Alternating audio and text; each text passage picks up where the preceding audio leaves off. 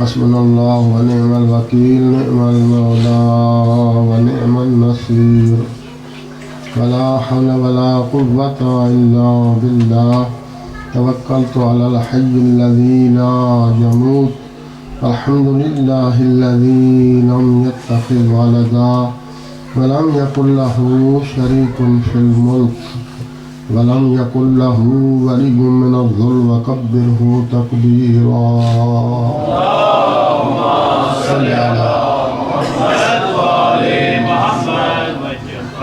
أعوذ بالله من الشيطان الرجيم بسم الله الرحمن الرحيم الحمد لله رب العالمين والصلاة والسلام على باعث الخلائق أجمعين سيد الأولين والآخرين أشرف الرسل وخاتم النبيين خير المبشرين والمنذرين سيدنا وسندنا ونبينا وشفينا ومولانا أبي القاسم محمد اللهم صل على محمد وآل محمد وأهل بيته الطيبين الطاهرين المعصومين المظلومين المنتجبين المنتخبين الهداة المهديين الذين أذهب الله عنهم الرجس وطهرهم تطهيرا اللهم صل على محمد وآل محمد لا سيما إمام العصر وناموس الدهر بقية الله في أراضين روحي وأرواح العالمين له الفداء. تعجیل ظہور امام حق کے لیے صلوات کریں. اللهم صل على محمد وآل محمد واللعن على أعدائهم أجمعين من يوم عداوتهم إلى لقاء يوم الدين. أما بعد فقد قال الله الحكيم في كتابه بسم الله الرحمن الرحيم لا تجد قوما يؤمنون بالله واليوم الآخر يوادون من حاد الله ورسوله ولو كانوا آباءهم أو أبناءهم أو إخوانهم أو عشيرتهم أولئك كتب في قلوبهم الإيمان وأيدهم بروح منه ويدخلهم جنات تجري من تحتها الأنهار خالدين فيها رضي الله عنهم ورضوا عنه أولئك حزب الله ألا إن حزب الله هم المفلحون. صلوات بر محمد. اللهم صل على محمد وآل محمد. میرے ساتھی خداوند متعال اپنا لطف و کرم ہم سب کے شامل حال رکھے اور ہمیشہ اپنی رحمت ہمارے ساتھ رکھے. ایک ثانیے کے لیے ایک لمحے کے لیے ہمیں ہمارے حال پہ نہ چھوڑے. یا اللہ ہمیشہ اپنی حمایت و تائید ہمیں عطا فرما. یا اللہ ہم تجھ سے تیری محبت کا سوال کرتے ہیں, ہم تجھ سے تجھی کو مانگتے ہیں. یا اللہ ہم تجھ سے تیرے حسین کو مانگتے ہیں. یا اللہ چھوٹا منہ بڑی بات, لیکن جب تجھ سے مانگنا ہے تو وہی مانگیں گے جو سب سے پیاری چیز ہے. کوئی اور تو کچھ بھی نہیں دے سکتا, تو سب کچھ دے سکتا ہے. تو جب سب کچھ دے سکتا ہے اور تو صادق الوعد ہے, تیرے وعدے سچے ہیں, تو مجیب الدعوات ہے, دعاؤں کو قبول کرنے والا ہے, علی کل شیء قدیر ہے. صرف قدرت ہی نہیں رکھتا, ارحم الراحمین ہے. تو اب آئے ہیں تیرے حسین کے در پر، ہم تجھ سے کائنات کی سب سے قیمتی چیز مانگتے ہیں، اور ہم جانتے ہیں سب سے قیمتی چیز جس کے لیے تو نے سب کچھ بنایا، لولاک لما خلقت الافلاک، وہ تیرا حبیب ہے یا اللہ۔ اور تیرے حبیب کے دل میں دل کی جان وہ فاطمہ زہرا تھی، اور فاطمہ زہرا کی دل کی جان وہ حسین تھے، حسن تھے، حسین تھے۔ تو حسین رسول اللہ قطب عالم امکان، مرکز کائنات، جس کے لیے سب کچھ، اور حسین رسول کے لیے سب کچھ۔ تو یا اللہ ہم تجھ سے حسین کا سوال کرتے ہیں، ہم تجھ کے وہی جو مولا حسین نے جو کیا، جو کرنا چاہتے تھے، اور جیسے ایک انسان اور اپنے غلام کو دیکھنا چاہتے تھے، ہم ویسا ہی غلام بننا چاہتے ہیں، مگر خالی ہاتھ ہیں، نہ ہمیں راستوں کا پتہ ہے، نہ ہمیں اس طرف جانے کے ہمارے پاس کچھ سر و سامان زیادہ راہ ہے۔ یا اللہ خالی ہاتھوں کا دامن اپنی عطا سے پر کر دے، جس طرح حر پہ یا اللہ تیری عطا ہوئی، ہم سب حر کے واسطے سے سوال کرتے ہیں کہ ہمیں بھی حسین کے قدموں میں پہنچا دے، اور ہمیں اس قابل کر دے کہ کل جب حسین کا فرزند قیام کریں گے اور ظہور فرمائیں گے تو ہم اس قابل ہوں کہ اپنے امام کے پیچھے کھڑے ہو سکیں۔ یا اللہ ہمارے اختلافات کو دور کر دے، ہمارے دلوں میں وسعت دے۔ تیرا وعدہ ہے کہ جب قائم کا ظہور ہوگا تو میں ایک اس کے مخلص ساتھی کو کہ جو دل میں سچائی کے ساتھ یہ ارادہ رکھتا ہے کہ میں نصرت خاتم الاوصیاء کروں گا، اپنے پاک نبی کے آخری وصی کی نصرت کروں گا، اور ان کے ہم رکاب عدالت قائم کرنے کے لیے ان کا ساتھ دوں گا، اور ظلم کو ختم کرنے کے لیے میں کچھ ان کے ہم رکاب لڑوں گا اور ٹکراؤں گا ظلم سے۔ اللہ کہتا ہے یہ میں نے تمہیں پیدا کیا، کچھ نہیں تھے سے بہت کچھ پیدا کر دیا، میں قدرتوں کا مالک ہوں۔ تو میں ایک اس سچے مخلص مومن کو 40 ہیلتھی جوان مرد جو شجاع مردوں کی طاقت عطا کروں گا۔ فقط بدنی طاقت نہیں ہوگی، ہر طرح کی ایمانی طاقت، اخلاقی طاقت، جس کو آپ سوچتے ہیں کہ ایک بندے کو 40 بندوں کی قوت ملے گی، اور وہ ایسے ہی ہو جائیں گے کہ جیسے اگر جاننے کے لیے ہم دیکھتے ہیں کیسے تھے مالک اشتر، گھبراتے تھے کبھی؟ اس طرف کوئی گھبراہٹ نہیں تھی۔ شجاعت علی کا صدقہ وہ شجاعت ملی تھی کہ کائنات نے دیکھا کہ جب کسی نے کہا، معاویہ نے خط لکھا تھا اور اس کے کسی بندے نے آ کر کہا علی کچھ سوچ کے فیصلے کرنا، معاویہ کہہ رہا ہے میرے پاس اتنی فوج ہے جیسے گندم کے دانے ہوتے ہیں، یعنی بے حساب۔ تو میرے مولا نے کہا مجھے کوئی پرواہ نہیں ہے، میرے پاس مالک اشتر ہے، وہ ایسا مرغ ہے کہ وہ سارے دانوں کو چگ لے گا، ایک بھی نہیں بچے گا۔ تو مالک اشتر میرے دوستو دنیا سے گھبراتی تھی، وہ شجاعت کہ جنگ صفین میں خیمہ معاویہ ابن سفیان جو امام حق اور ہمارے بھائیوں کے عقیدے کے مطابق امام راشد، چوتھے خلیفہ راشد کے مقابلے میں آئے تھے، اور باغی خلافت راشدہ جنگ کر رہے تھے۔ مولا امیر کا مالک اشتر غلام خیمہ معاویہ ابن سفیان سے چند قدم کے فاصلے پر تھا کہ جب انہوں نے قرآن سامنے نیزوں پہ قرآن کھڑے کر کے عمر ابن العاص کی اس چالاکی کی وجہ سے قرآن سامنے لائے گئے، اس طرف شجاعت کا یہ عالم، مولا کی طرف سے فرمان جاری ہوا ہم حق کے لیے جنگ کر رہے ہیں، ہم کنفیوژنز اور ایسے حالات نہیں پیدا کرنا چاہتے کہ مسلمان پھر سے بیچارہ پریشان ہو جائے کہ یہ قرآن سے جنگ، پھر قرآن درمیان میں آ گیا، اللہ کی کلام درمیان میں آ گئی۔ ہم تو سارے کچھ اسی کلام کی سربلندی کے لیے کر رہے ہیں، اگرچہ ہمیں پتہ ہے کہ یہ قرآن کے مخلص نہیں، ہمیں پتہ ہے یہ قرآن پہ عمل کرنے والے نہیں، ہمیں پتہ ہے یہ قرآن کو اپنے لیے ایک وسیلہ اور ایک زینہ اور سیڑھی کے طور پر، چھتری کے طور پر استعمال کر رہے ہیں اپنے مقصد کو حاصل کرنے کے لیے، مگر ہے تو بہرحال قرآن۔ لوگوں نے بھی شور مچایا، جو بھی مصلحت وقت تھی، امام وقت نے اس مصلحت کے مطابق مالک اشتر کو حکم دے دیا کہ مالک اشتر رک جا۔ ابھی چند تو قدم تھے، بڑا ایکسکیوز بن سکتا تھا، مولا میں اس وقت بڑے جذبات میں تھا، بڑے زور میں تھا، قدم روکے بھی تھے، مگر بڑھ جاتا مگر مجال ہے جو ایک ذرہ بھی قدم میں مالک اشتر آگے بڑھا وہیں پہ رک گیا. پیغام کیا دیا؟ کہتا میں علی کا نوکر ہوں. میں یہ شجاعت کیوں دکھا رہا تھا؟ علی کو خوش کرنے کے لیے، علی کے حکم کو پورا کرنے کے لیے.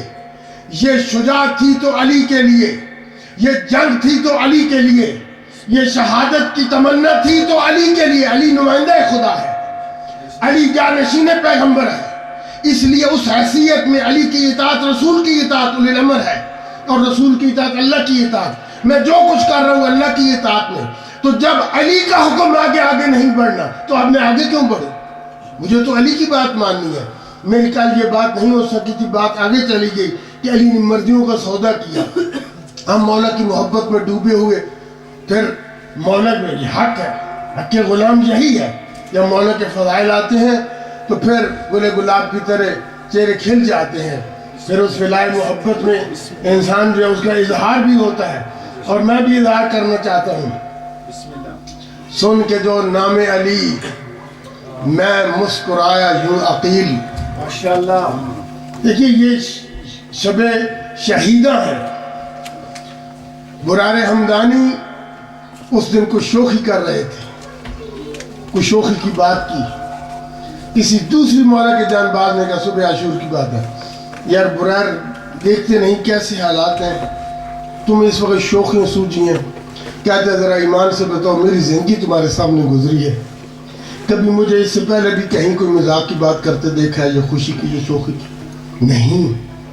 تو کہتا ہے کہ آج اگر خوش نہیں ہوں گا اور اس خوشی کا اظہار نہیں کروں گا تو پھر کب کروں گا؟ وہ سامنے جنت نظر آ رہی ہے.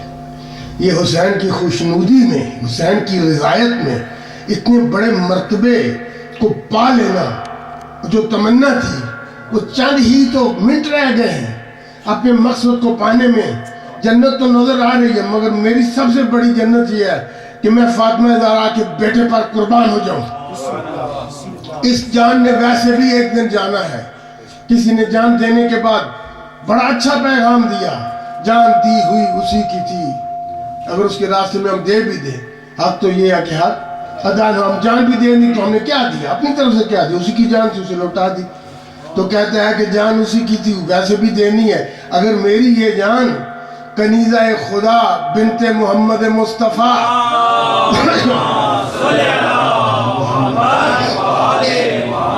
جس کے بارے میں رسول فرمائے فاطمہ بضعۃ منی، فاطمہ میرا ٹکڑا ہے. تمام اسلامی فرقوں میں متفق ہے حیثیت فاطمہ زہرا کی. اور یہ حدیث الفاطمہ بضعۃ منی، فاطمہ میرا حصہ ہے، میرا ٹکڑا ہے. یہ نہیں کہ فاطمہ جگر کا ٹکڑا ہے، میرے جگر کا ٹکڑا ہے. میرے جگر کا ٹکڑا تو پھر بھی رسول اللہ ہی کا ٹکڑا ہے اور بڑا قیمتی ٹکڑا ہے، مگر رسول اللہ نے اس میں کہا میرا ٹکڑا ہے. میری ہر حیثیت میں فاطمہ میرا حصہ ہے. اگر میں رسول ہوں تو فاطمہ رسالت کا حصہ ہے. اگر میں نبی ہوں تو فاطمہ نبوت کا حصہ ہے. اگر میں رحمت للعالمین ہوں تو فاطمہ رحمت للعالمیت کا حصہ ہے. میرے دوستو فاطمہ فمن اذاها فقط اذانی، یاد رکھو میں اس لیے پہچانوا رہا ہوں جس نے فاطمہ کو ناراض کیا اس نے مجھے ناراض کیا.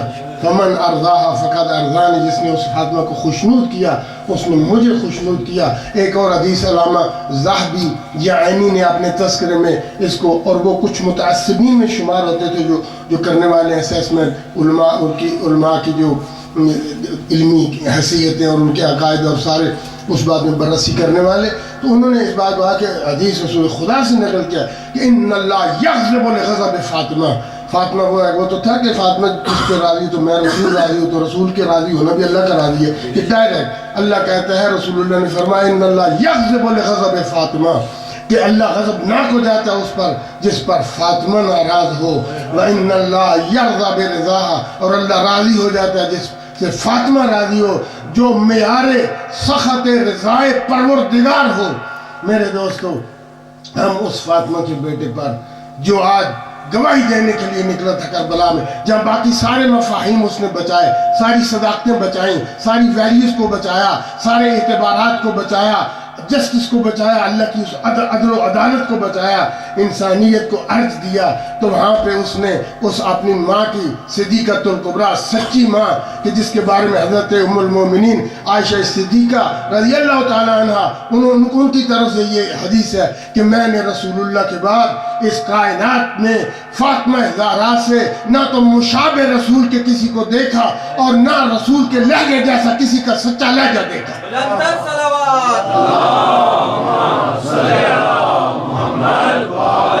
آج وہ اپنی ماں کی صداقت کا بھی گواہ بن رہا ہے، آج فاطمہ زہرا کی صداقت کا بھی گواہ بن رہا ہے، اور حسین آج یہ بتانا چاہتے ہیں کہ وہ جس کا بیٹا نوکے سنان پہ نہیں بھول سکتا۔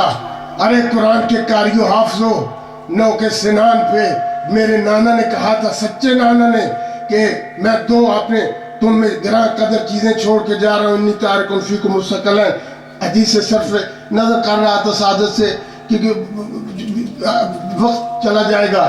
آپ جانتے ہیں دو چیزیں تارکن فیکم مستقلین کبھی جدا نہیں ہوں گے، ہمیشہ ساتھ رہیں گے، اطرتی و اہل قرآن کتاب اللہ و اطرتی اہل بیت۔ اتنا بڑا ثبوت ہے نانا کی صداقت کا، جہاں اللہ کی توحید کو منوایا، سچے نانا کی صداقت کو منوایا۔ دیکھ لو ہمارے نانا کتنے سچے تھے۔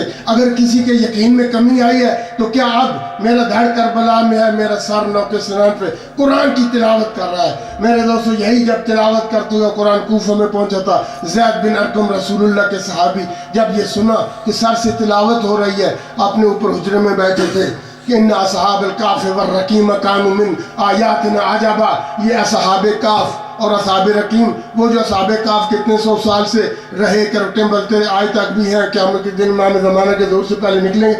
اللہ کی بڑی عجب نشانی۔ جب اس نے دیکھا یہ سر تلاوت کر رہا ہے تو اپنے اس حجرے کی کھڑکی سے دیکھا وہ منظر، وہ امام سجاد کی قسم پرسی کا، وہ اپنی خوشی کے تازیانے بجا رہے، فتح کے اعلان۔ کہتے ہیں کہ یا اللہ اس سے بڑی آیت کیا ہوگی؟ اصحاب کاف اور رقیم تیری آیات میں سے بے شک ہیں، قرآن کہہ رہا ہے، مگر اے قاری تلاوت کرنے والے، تیری اس تلاوت سے بڑھ کر اللہ کی وہ عجیب نشانیوں میں سے اور کون سی نشانی ہوگی؟ نانا کی صداقت کی گواہی دی، قاریوں نے اس کو، اور اس کے بعد ماں کی صداقت کی گواہی دی۔ اور یہی میری ماں تھی دربار میں کہ جس کی بات نہیں سنی جا رہی تھی، حسین نے کہا کہ جس کا بیٹا نوکے سنان پہ نہیں بھول سکتا۔ ارے وہ صدیقہ ماں جو ہے وہ اپنے اس ادعا میں، اور جو کہ بی بی نے فرمایا تھا، جیسے کہ بہت لائٹلی کہتے ہیں، تنزل کرتے ہوگی، وہ کیسے بھول سکتے؟ صلوات پڑھ لیجیے محمد والا۔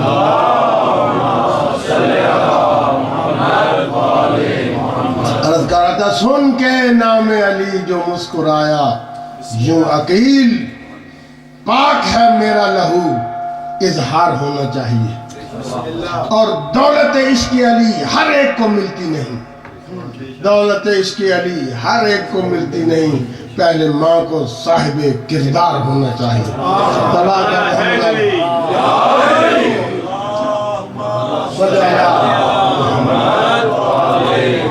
تو وہ کل بات یہ ہو رہی تھی میرے دوست مولا علی فرماتے ہیں، وہ مالک اشتر پہ قبضہ علی کا، مالک اشتر کی مرضی پہ قبضہ علی کا، کیونکہ علی سے سن لیا تھا میرا امام وہ ہے کہ یہ مرضیوں کے علاوہ کوئی سودا کرتا ہی نہیں، مرضی کے بغیر کسی چیز سے راضی ہی نہیں ہوتا علی۔ جب پروردگار سے سودا کیا تھا تو مرضی پروردگار کے بدلے میں اپنا نفس بیچا تھا، تو اب علی ہمارے جیسے بندوں کے ساتھ مرضی ہم اپنی کریں، مرضی اپنی پوری کریں اور اکاؤنٹ میں علی کے ڈال دیں، بات آپ نے من کی پوری کروں، اور کہ یا علی آپ کے لیے کیا ہے؟ کیا علی ایسے بھولے بادشاہ ہیں کہ میں اپنی بات کروں اور علی کے اکاؤنٹ میں ڈالتا ہوں، علی خوش ہو جائیں گے ہم سیاسی لیڈروں کی طرح، سبحان اللہ سبحان اللہ میرا نعرہ لگا دیا؟ نہیں، اپنی مرضی کو علی کی مرضی کے آگے سرنڈر کرنا پڑے گا۔ علی مرضیوں کے بغیر امام نہیں بن سکتا، اور غلام مرضی دیے بغیر غلام نہیں بن سکتا۔ علی کی مرضی چلے گی، اس لیے کہ علی کی اپنی مرضی ہے ہی کچھ نہیں، علی کی تو مرضی وہی ہے جو مالک کی مرضی ہے، جو خالق کی مرضی ہے۔ تو علی کی مرضی کے آگے. اس لیے میرے دوستو میں نے یہ پیغام دینا تھا کہ ہماری مرضی وہی ہے جو علی کی مرضی ہے، اور علی کی مرضی وہی ہے جو سید دو عالم اور اللہ کی مرضی ہے. کیونکہ نفس جب بک گیا، شب ہجرت نفس بکا، نفس اللہ ہوا. اور اس کے بعد مباہلہ نے بتایا، جب تفسیر بن کے آیت کی 5 پاک نکلے تو آئے مباہلہ نے بتایا یہ نفس نفس رسول ہے. قُلْ تَعَالَوْا نَدْعُوا أَبْنَاءَنَا وَأَبْنَاءَكُمْ وَنِسَاءَنَا وَنِسَاءَكُمْ وَأَنفُسَنَا وَأَنفُسَكُمْ. وہاں شب ہجرت نفس اللہ بنا، یہاں نفس رسول بنا. علی کے پاس کیا ہے؟ علی تو یا نفس اللہ ہے یا نفس رسول ہے. اب ہمیں نہ کہا کرو بار بار ہمیشہ علی علی علی کرتے ہیں، یہ کچھ پاگل ہو گئے ہیں. اور یہ تکفیری اٹھ کھڑے ہو گئے، نا نجیب بزدل. علی والوں کو کب تک ختم کرو گے؟ اموی حکومتیں ختم ہو گئی، عباسی ختم ہو گئے. کیا کر سکتے ہو تم؟ موت سے ہمیں ڈراتے ہو.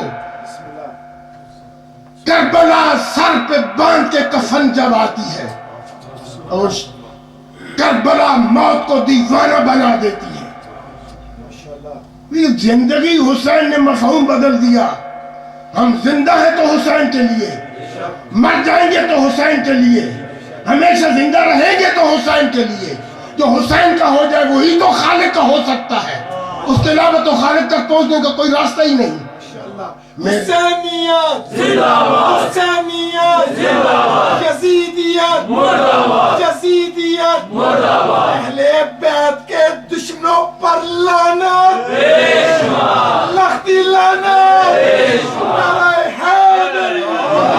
آج دیکھیے میرے دوستو، آج اس کے پیچھے اور بھی بہت سی قوتیں ہیں، کچھ چھپا کے کچھ ظاہر کر کے، یہ بڑے سوفیسٹیکیٹڈ طریقے سے پلاننگ. یہ ہم کچھ بھی، ہم یزیدیت کو پہچانتے ہیں، چاہے جس رنگ میں بھی آئے ہم پہچانتے ہیں. کیونکہ یزیدیت کے کئی نام و نسب ہیں. جو اٹل ہے اپنے اصولوں میں وہ فقط شبیر کی ذات ہے. ہم نے زمانے کے رنگ دیکھے، ہماری نسلیں در حسین پہ گزر گئیں. ہمیں اس سے پہلے کب تانے نہیں دیے گئے. ہم وہ ہیں کہ ہم نے اپنے بچوں کی قربانی دی. کیا دنیا اس عزادار کو، مولا کے ظاہر کو بھول سکتی ہے؟ جب متوکل نے حکم دے دیا جو زوالی پہ جائے گا حسین کی، پہلے ہل چلانے کی کچھ بھی کر لیا، پانی چھوڑا کچھ نہیں ہوا. رفاق کیا کہتے ہیں؟ پانی چھوڑا گیا، سٹاپ کر کے آگے بند لا کے یکدم کھولا گیا، بہا کے ہر کچھ لے جائے گا تاکہ خبر ہی ختم ہو جائے. مگر پانی دوڑ کے آیا. میرے دوستو، جس فرات پہ عباس کے پیرے مجال ہے اس پانی کی، یہ معجزہ ہے کہ دیکھا دنیا نے متوکل کے زمانے میں. پانی ایک دم سے وہ ڈکا ہوا پانی، بندھا ہوا پانی جب یکدم سے گیا، دوڑ کے جا رہا تھا، زمین کو کھودتا ہوا، وہ کھیڑتا ہوا. اور جیسے ہی اس حرم کی حد میں پہنچا، پانی رکا اور وہیں طواف کرنا شروع کر دیا. اللہم صلی علی محمد. پانی کیا ہے؟ پانی کیا ہے؟ ہم کیا ہے؟ تو کیا ہے؟ کائنات کیا ہے؟ خدا نے چاہا کہ اتنا بلند ہو شبیر. خدا نے چاہا کہ اتنا بلند ہو شبیر. سن رہے ہیں نا؟ نعرہ حیدری. خدا نے چاہا کہ اتنا بلند ہو شبیر کہ کوئی اس کی منزل آخر کو پا نہ سکے. ارے کوئی کیا اٹھائے گا سر حسین کے آگے؟ رسول اللہ تو سجدے سے سر اٹھا نہ سکے.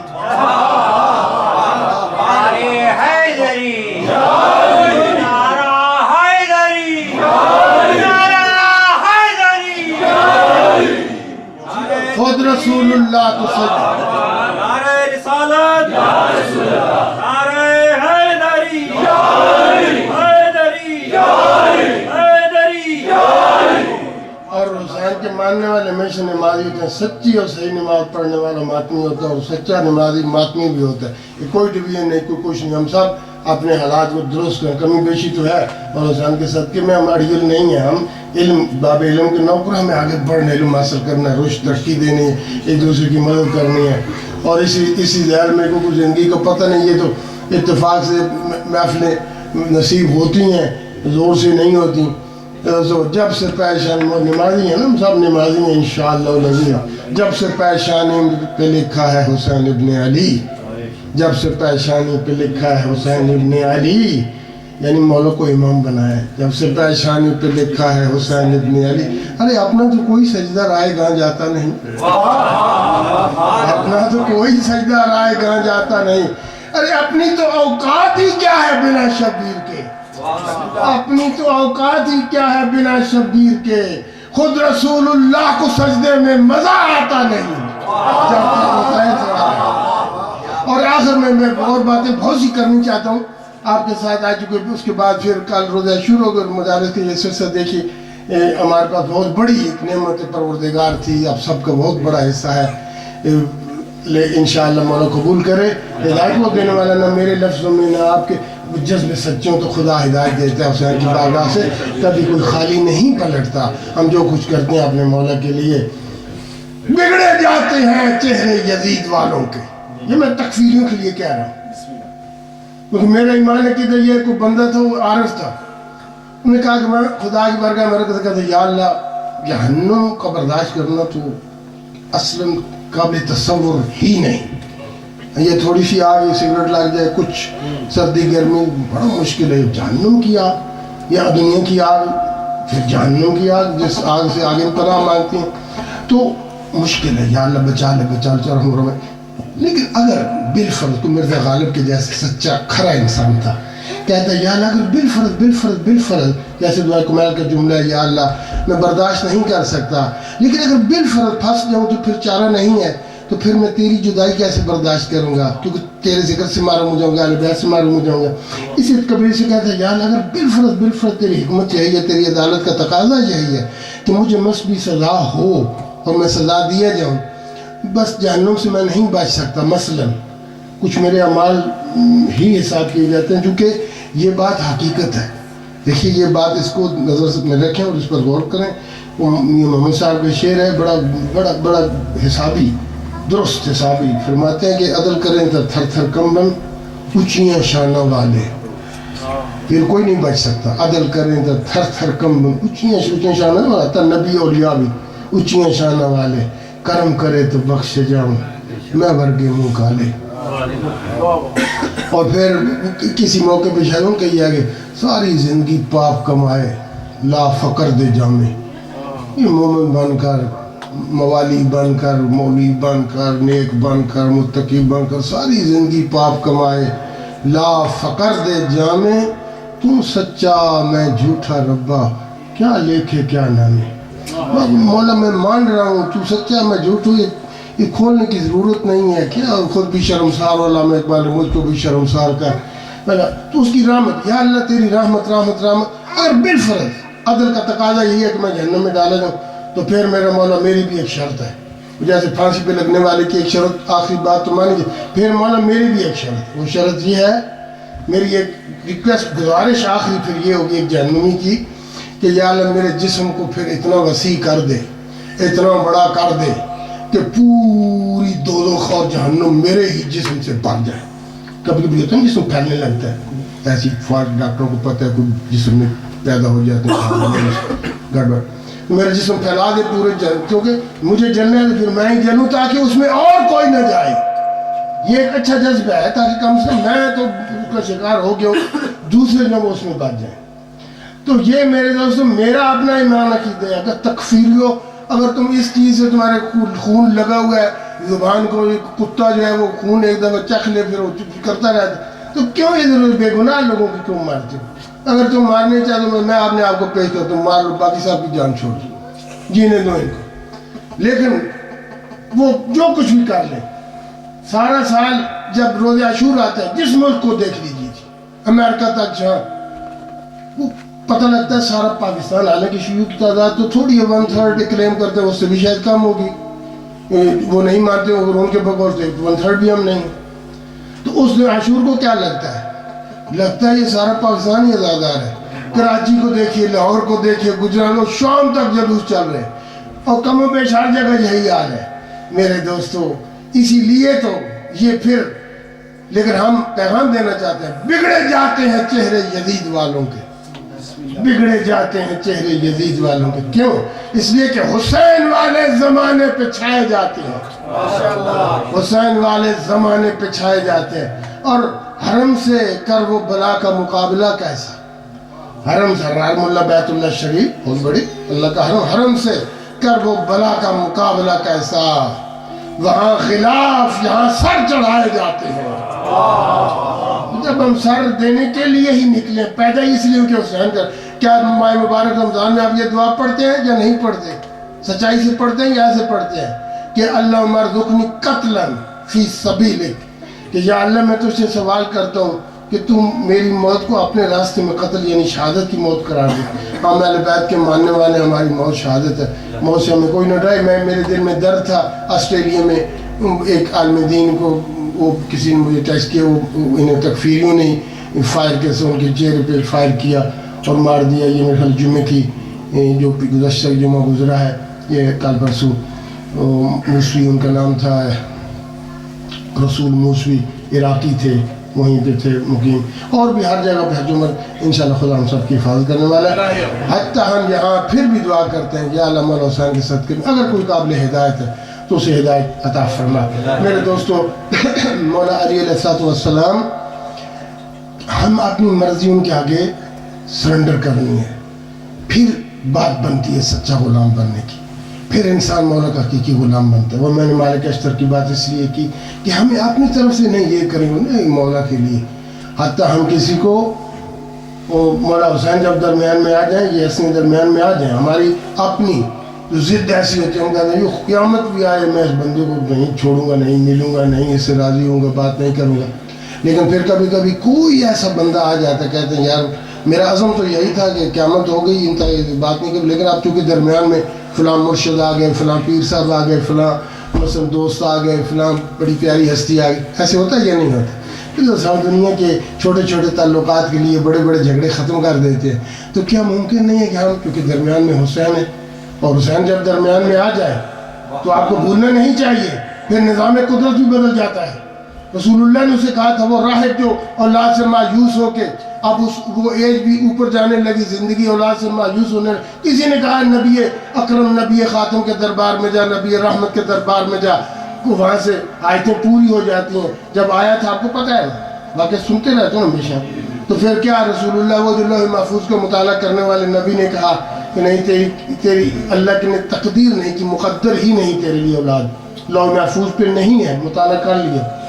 تو وہ بیچارہ بہت ہی مایوس ہوئے، بڑی امید لے کے آئے تھے.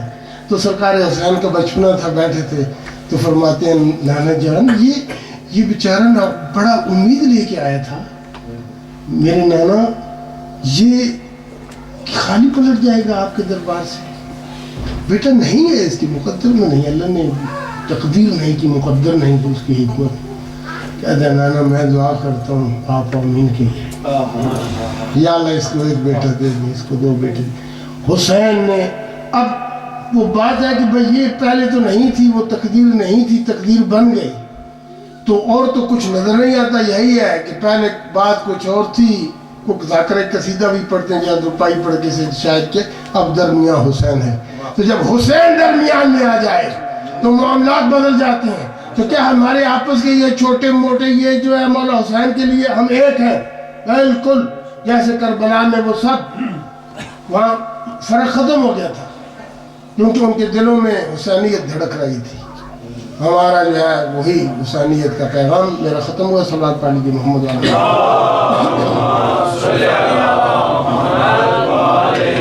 اب ایک دو مشکل باتیں آپ تک، لیکن میں سمجھتا کہ مفید باتیں، چونکہ یہ پڑھا لکھا مجمع ہے، وزن کرنے والا، بات کو پرکھنے والا، سوچنے والا، دل و دماغ میں جگہ دینے والا.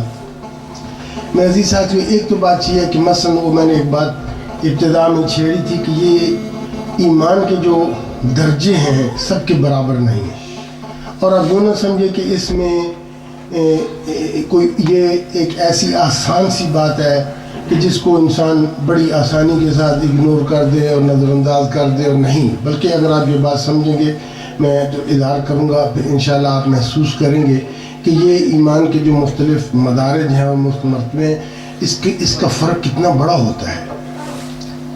ہم اس بات کو اگنور کر دیتے ہیں جب کچھ اپنے اظہار کرتے ہیں یا اپنے جو ہمارے ایک دوسرے کے ساتھ تعلقات بنتے ہیں، ایک دوسرے کو جب ہم ناپتے تولتے اس کے کرتے ہیں اسیسمنٹ اور پھر ریمارکس جو ہیں وہ ہم پاس کرتے ہیں۔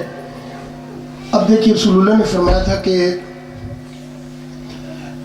جلدی سے بات کرنا چاہتا ہوں، ادھر ادھر کی کوشش کروں گا نہ ہو، کہ ابو ذر نامے پہ ہے، سلمان 10ویں پہ۔ اب حضرت سلمان نے ابو ذر کی دعوت کی، ابو ذر سلمان کے گھر میں گئے تو وہاں دیکھتے ہیں کہ ہانڈی چڑھی ہوئی تھی، نیچے میں 2-3 اینٹیں رکھی ہوئی تھیں، تو اس میں چولہے میں لکڑی جلنے کی بجائے ایک پتھر کا ٹکڑا پڑا ہوا تھا، اوپر ہنڈیا تھی لیکن ہنڈیا کھول رہی تھی، جوش کھا رہی تھی۔ اس میں کیا پک رہا تھا؟ پانی تھا یا گوشت تھا یا آلو تھا یا جو بھی تھا یا کچھ بھی نہیں تھا، پانی جوش کھا رہی تھی۔ بڑا حیران ہوا، یار نیچے لکڑی تو جل نہیں رہی، پتھر پڑا ہے لیکن ہنڈیا جو ہے وہ دبا جیسے آگ جل رہی ہے تو جوش کھاتی ہے۔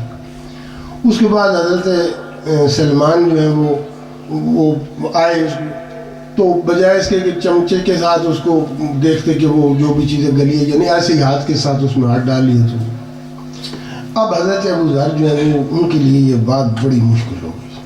خیر وہاں سے نکلے تو رسول خدا کے پاس کہتے ہیں یا رسول اللہ یہ آپ کا چہتا جو ہے ہم اپنی زبان میں بات کرتے ہیں، وہ دیکھیں آپ کی موجودگی میں اتنی کرامات دکھا رہا ہے کیا؟ یہ بات ساری بلا کے لیا۔ سلمان لایا گیا، سلمان سنا ہے، رسول اللہ نے مسکرا کے کہا کہ سلمان سنا ہے بڑی کرامات دکھا رہے، تو کہتے ہیں یا رسول اللہ میری مجال ہے، میں خاک ہوں، میری کیا ضرورت ہے، میں نے تو آپ کی زبان مبارک سے یہ سنتا، سچی زبان سے سچی اللہ کا کلام سنا تھا کہ کو انفسکم واہلیکم نارا وقودھا الناس والحجارہ، کہ اپنے آپ کو بھی بچاؤ اور اپنے بال بچے کو بھی بچاؤ جہنم کی اس آگ سے کہ جس کا ایندھن پتھر ہوں گے اور انسان ہوں گے۔ اب انسان کے بارے میں تو مجھے پتا تھا اس میں چربی ہوتی ہے، بہرحال جل سکتا ہے، لیکن یہ پتھر کیسے ایندھن بن سکتے ہیں؟ پتھر جلایا جا سکتا ہے؟ تو میں نے کہا قرآن کہہ رہا ہے کہ جہنم میں تو ایندھن پتھر بھی ہوگا، انسان بھی ہوں گے، انسان کی بات سمجھ میں پتھر، میں نے کہ قرآن سچا ہے، رسول سچے ہیں، تو میں نے آج وہ تجربہ کرنے کے لیے وہ پتھر رکھا تو واقعی وہ پتھر سے آگ نکلی ہو گئی۔ اب یہ سلمان کا اپنا درجہ ایمان تھا، اور لیکن رسول اللہ نے اس موقع پر فرمایا کہ جو کچھ قلب سلمان میں ہے اگر وہ منکشف ہو جائے ابو ذر پہ جو نامے درجے میں ہے، تو یا ابو ذر سلمان کو کافر کہہ دے یا اسے قتل کر دے، اگر قتل نہ کرے تو اسے کافر کہہ دے۔ دیکھیے ایک درجے کے فرق میں کتنی بات ہے، یہ وہ ان کے لیے ناقابل ہضم نہیں تھا جس درجے میں وہ تھے۔ اور اس سے بڑھ کر ایک مثال جو کہ حضرت تو دعوت کی حضرت سلمان نے ابو ذر کی، جب دعوت دسترخوان بچا، دسترخوان پہ پتہ کیا تھا؟ ایک روٹی تھی جو کی یا آٹے کی، اور ساتھ میں پانی تھا، دونوں دوستوں نے مل کر کھانا شروع کیا، اور اس کے بعد حضرت ابو ذر کی زبان سے نکلا یار اگر تھوڑا سا نمک ہوتا نا مزہ ہی آ جاتا، اور سلمان نے کہا یار کیا بات ہے، ابھی لایا، فوراً گئے اور تھوڑا سا نمک لا کے دسترخوان پہ رکھ دیا، نمک کے ساتھ روٹی کھائی، اس کے بعد پانی پی کے حضرت ابو ذر نے کہا الحمدللہ شکر للہ، شکر ہے اس پاک ذات کا جس نے یہ رزق عطا کیا اور اس نے ہمیں قناعت عطا کی، یعنی ہم اس پر قانے ہیں، صابر اور شاکر مطمئن ہیں۔ جیسے کہا کہ اس نے ہمیں قناعت عطا کی، شکر اس پاک ذات کا جس نے ہمیں قناعت عطا کی، تو سلمان نے مسکرا کے کہا اگر تو اتنا قناعت پسند ہوتا تو مجھ غریب کا لوٹا جو ہے وہ رہن اور گروی نہ رکھنا پڑتا ہو دکاندار کیا ہے کہ ہے تمہارا لوٹا تم نے گروی رکھا، کہتا ہے تم نے نمک مانگا تو پھر مجھے ویسے تو دیتا نہیں تھا، میں نے وہ لوٹا رکھا، یار تو اپنے پاس رکھو اور مجھے تھوڑا سا نمک دے دو، بعد میں پیسے دے کر لوٹا واپس لے لوں گا۔ اب دیکھیے اس بات پر ہم نے غور کرنا ہے، اب جو حضرت ابو ذر نے کہا تھا الحمدللہ شکر للہ، تو کہ وہ ہمارے جیسے ہم کہتے ہیں ایسے کہا تھا؟ ہمیں ماں نے بچپن سے عادت ڈال دی ہے، پیرنٹس نے بھائی بیٹا جب کھاؤ کو الحمدللہ شکر للہ، اگر ہماری ایسی کوئی دعوت کرے تو میرا خیال ہے کہ اگر آپ کی ہماری زبان سے نکلے گا ہی نہیں الحمدللہ، اور اگر کچھ دل رکھنے کے لیے یا ظاہر رکھنے کے لیے کیا بھی دیں گے تو دل میں تو وہی کر رہے ہوں گے یار تو نے آج ہمارے ساتھ حد کر دی بھائی کمال کر دیا. اس کے بعد اگر وہ دوست دعوت کریں بھائی آئیے ہمارے گھر مولانا صاحب 1000 ایکسکیوزز بنائیں گے جی مجھے ڈائبٹیز ہے مجھے جی ہے مجھے آپ بھی اور سب بھی ہم مل کر آگے بڑھ کوئی جائے گا ہی نہیں دل سے شکریہ نہیں ہوگا. مگر جو ابو ذر نے کہا تھا الحمدللہ سچے دل سے کہا تھا نامی درجے پہ تھے مگر جو بات قابل شکریہ تھی حضرت ابو ذر کے لیے وہی 10ویں درجے والے کے لیے شکر گزاری نہیں تھی بلکہ کفران نعمت تھا. جو ان کے لیے قناعت تھی وہ عدم قناعت تھی. فرق فقط 1 درجے کا ہے تو دیکھ لیجئے 1 درجے کے فرق کے ساتھ انسان جس طریقے سے دنیا کو دیکھتا ہے اور جس طریقے سے وہ اس کو ریئیکٹ کرتا ہے اور جس طریقے سے اس کا سلیقہ بنتا ہے اس کے کردار کا کتنا فرق پڑ جاتا ہے. یعنی جو چیز حضرت ابو ذر کے لیے قابل شکریہ تھی تو حضرت سلمان کی نظر میں تو وہ ہنس دینے کے قابل تھی کہ تم اتنے قناعت پسند نہیں ہو وَإِلَّا تم نمک نہ مانگتے. تو میرے دوستو یہ 1 درجے کا فرق ہے اور جہاں 1 درجے کا فرق نہیں میرا خیال ہے کہ ہم پہلے درجے میں شاید ہوں الحمدللہ بڑی اچھی بات ہے لیکن میں اپنے طور پہ اپنے آپ کو نہیں سمجھتا کہ ہم تو -0 ایک دفعہ میں گیا ہوں آپ بھی جانتے ہیں ادھر کینیڈا میں تو وہ -35 40 پہ جا رہا تھا تو شاید اس طرح ہم کہیں بہت ہی نیچے مائنس میں اگر ساری زندگی کوشش کر کے مائنس چھڑا کے 0 کے دائرے میں بس گھومتے رہتے. تو اب یہاں سے میرے عزیزان گرامی میں نے یہ بات اس لیے کی کہ ہم نے ایک دوسرے کو ساتھ لے کر چلنا ہے. اب ہمارے جو پڑھے لکھے دوست ہیں انہوں نے جو راستے طے کیے ہیں وہ ایک جس پروسیس سے وہ گزرے ہیں جو انہوں نے ذہنی سفر ہے وہ سب کو نصیب نہیں ہے. اب دوسرا بندہ جو بہت پیچھے ہے ایک بندہ بہت آگے ہے تو اس میں ہمیں اس بات کی خیال رکھنا ہوگا حتماً اس بات ہے. اور اہل بیت کے مکتب میں یہ بات ہے کہ جہاں سب کو ساتھ لے کر چلا جاتا ہے یہاں یہی تو سب سے بڑی خوبی ہے. اب دیکھیے خداوند متعال کے نظام میں سارے اس کے بندے ہیں اور اس میں منو تو نہیں ہے میرا خدا کبھی نہیں میرا خود تیرا کہاں سے میرا خدا کبھی ایسے ہوا ہے ایسے ہی آئمہ کی بات میں ایسے ہی تمام سلیقوں میں. تو ایک بات تو یہ تھی کہ ہمارے ایمان کے ان درجے میں کچھ فرق ہے.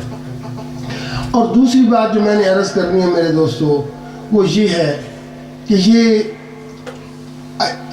آغائے چیز ڈاکٹر شریعتی ایران کے ایک بہت بڑے مفکر تھے ان کی بارے میں دوسرے علماء کا کیا خیال ہے اس سے ہمیں غرض نہیں ہے لیکن کچھ ان کی جو باتیں ہیں بہت گہری باتیں ہیں اچھی باتیں ہیں مستند وہ اپنے کسی تذکرے میں اس بات کا ذکر کرتے ہیں اور یہ بات صحیح لگتی ہے آپ بھی اس پہ غور کیجئے گا. کہتے ہیں کہ یہ قوم کے جو جذبات ہوتے ہیں جس کو ہمیں جذباتی احساساتی جو ہمارے اظہارات ہوتے ہیں ائمہ کے ساتھ یا باقی وابستگی عقیدتیں محبتیں کہتے ہیں یہ جذبات جو ہیں یہ قوم کی قوت ہے اور اس جب کسی قوم میں ایسے جذبات عشق و محبت نہیں ہوتے تو وہ قوم مردہ ہے اس میں قوت نہیں ہے.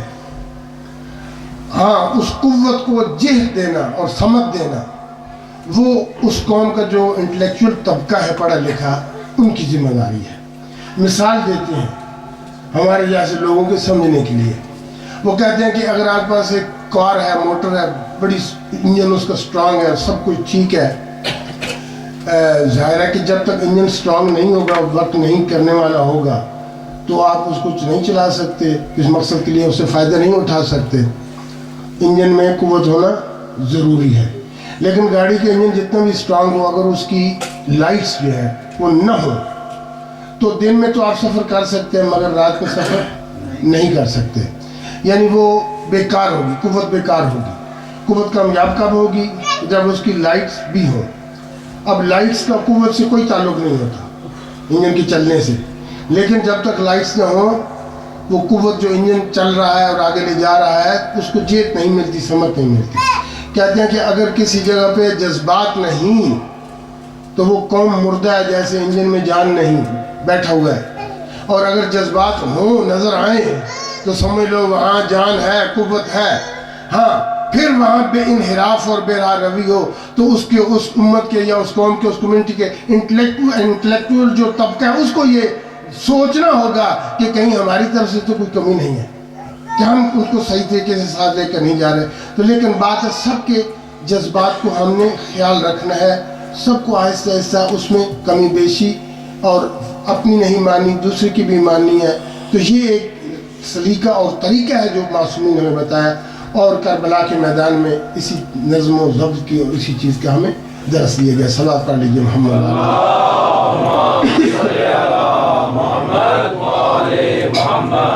اور چوتھا مطلب میرے دوستوں جو کل کی بات کے ساتھ مربوط تھا وہ یہ تھا کہ میں نے کہا تھا کہ علم حجاب بن جاتا ہے. یعنی اللہ نہ کرے جیسا آج اسلامی دنیا میں مثال دی تھی، حج ہے، جذبہ ابراہیمی نہیں، نماز ہے، خدا نہیں، اور خدا نخواستہ یہ عزاداری ہو، اس میں مولا حسین نہ ہو، حضرت عباس کا علم تو بہت ہو، نیاز تو بہت ہو، مگر یہ چیزیں نہ ہو.